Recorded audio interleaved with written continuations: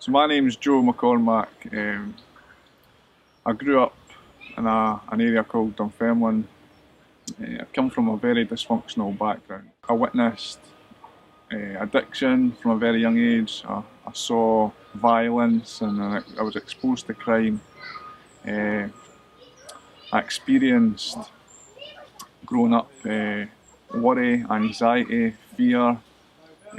Throughout my life I've been in prison, I know what it's like to be in hospital, I know what it's like to be homeless, I know what it's like to be broken, I know what it's like to be depressed, isolated, consumed by addiction. I know what it's like to be obsessed by addiction.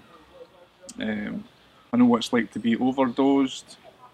I know what it's like to wake up in police cells, and I know what it's like to, I know what brokenness is, and I know what it's like to be in pain and to suffer.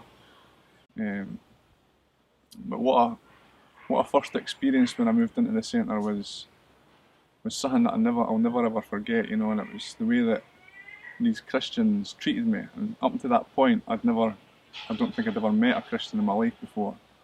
But the fact that they took time and sat and were genuine with me, listened to me, were kind to me, they seemed interested in me, like touched me in such a way that I'd never ever forgot about, Now because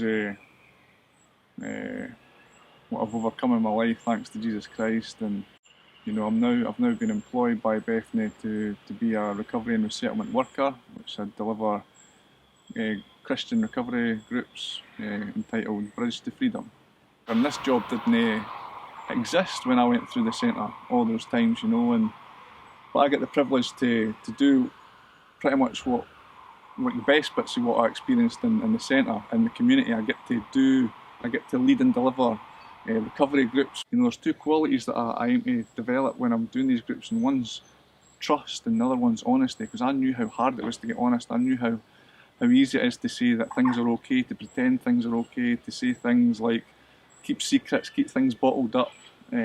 So the moment I got honest, I was able to move forward in my life. I stopped lying to people and got honest with myself and was able to take steps forward in my recovery. So that's what I'm developing in these groups, and what I see is it's miraculous, it's powerful, and it's beautiful to be a part of what God's doing, Another one's trust, because I know how hard it is to trust when I've had my trust annihilated and I've abused other people's trust. So I'm just giving these beautiful individuals, God's children, the opportunity to get honest and to build trust, and it's beautiful to see. It's a privilege to be part of what Bethany's doing, what God's doing, and to be a recovery and resettlement worker. It's a privilege to do Bridge to Freedom, but we can't do it on our own, and we depend on the help of volunteers, and because I'm doing it in community, we really rely on churches getting involved. What I find when I do Bridge to Freedom and when I journey through with guys in addiction, I just see there's a massive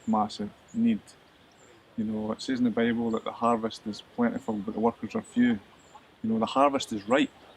And that's what I'm finding when I'm doing this work. I think what would benefit is to see this rise up in the community more and more, like churches getting involved and more programs like Bridge to Freedom to explode in the communities. Because when I was going through addiction, I never had this, But what I'm finding is people are so hungry and in need. So, yeah, in my experience, Jesus is what they need. What will you do to end suffering for those who are experiencing addiction? What will you do to end homelessness?